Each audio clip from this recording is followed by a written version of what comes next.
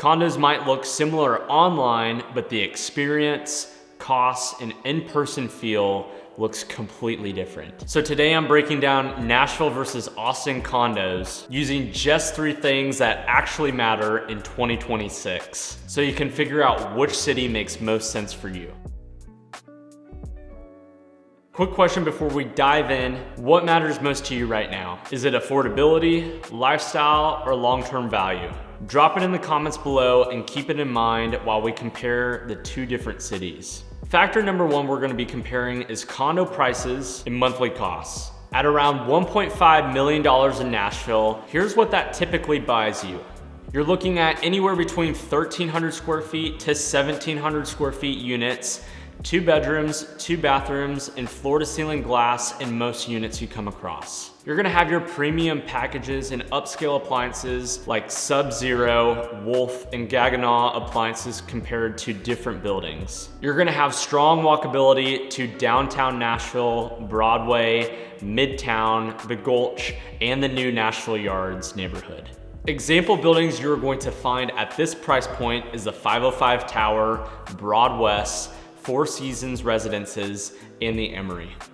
Typical amenities include 24/7 concierge service, valet parking, fitness center and yoga studios, rooftop pool and hot tubs, private owners lounges and suites, and in some cases, hotel branded and level services. Here's the estimated monthly cost in 2026. For these towers, HOA fees range anywhere between 75 cents a square foot all the way up to $1.14 a square foot. For property taxes, you can estimate 1% of the total purchase price of your unit. And the advantage and beauty of living in the great state of Tennessee is that you do not have to pay any state income tax. The key takeaways for monthly costs is that Tennessee usually are the lowest for long-term use. Just because you're not paying any state income tax, you have lower property taxes, and the unit prices compared to other major cities like New York, LA, and Miami are significantly lower. At $1.5 million in Austin, Texas, here's what that's gonna buy you there.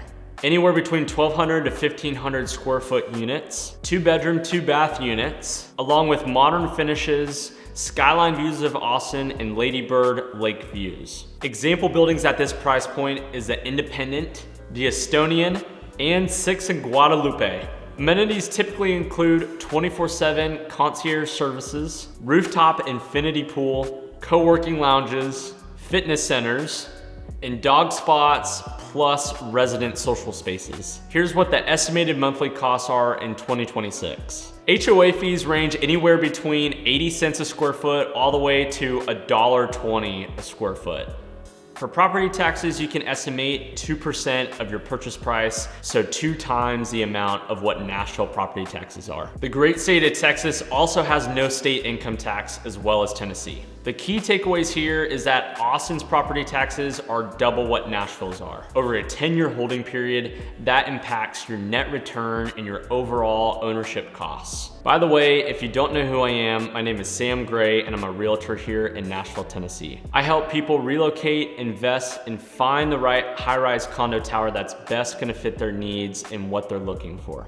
If this breakdown is helpful, make sure to hit the like, subscribe, and tap the bell to never miss a new video. And if you want help narrowing down this condo list, make sure to scan the QR code on the TV to connect with me directly. Let's get back into the video. Factor number 2 is the lifestyle and condo experience between the 2 cities. In Nashville, condos are spread all the way across downtown Nashville, the Gulch, and Midtown. You have a mix and feel of urban energy while still feeling on the quieter side compared to a New York City or an LA. It strongly appeals to buyers that want a balance between the both and who are still wanting to feel a premium experience of Nashville. Condos in Nashville appeal to executives who travel often, buyers who are relocating to the city, who are looking for maximum convenience, investors who are wanting appreciation and flexibility, and luxury buyers that are wanting urban access. Austin has a heavier focus on urban core and true downtown living. Austin's more tech-driven and has high-density condo lifestyle. Austin also experiences a strong live, work, play culture. Austin appeals to tech professionals, remote startup founders, younger buyers who are prioritizing nightlife and true walkability, and buyers that are more comfortable in high-dense living situations. Based off what you've learned so far, are you leaning more towards Nashville or Austin? Drop your pick in the comments below. Factor number 3 is long-term value and buyer demand. Nashville has a steady population growth year over year. Nashville overall has a strong buyer profile between relocation buyers from different cities to downsizers to professionals. Nashville housing data over the past decade has a strong appreciation curve. It is also less volatile than Austin. Nashville is a central hub for finance, healthcare, hospitality, logistics, and entertainment.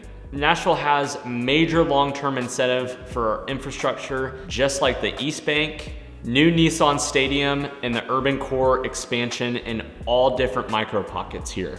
Austin has rapid growth tied to a heavy tech influence. Austin has strong upside, but more sensitive to market shifts. Austin is also experiencing major corporate relocations from California. Austin has higher competition among buyers. The city has a strong founder and ecosystem startup and has greater supply swings in the downtown high-rise market. For more Nashville relocation guides, city comparisons, and condo breakdowns, make sure to check out one of these videos around me on the screen. Thanks for watching. I'm Sam Gray, and I will see you next Sunday.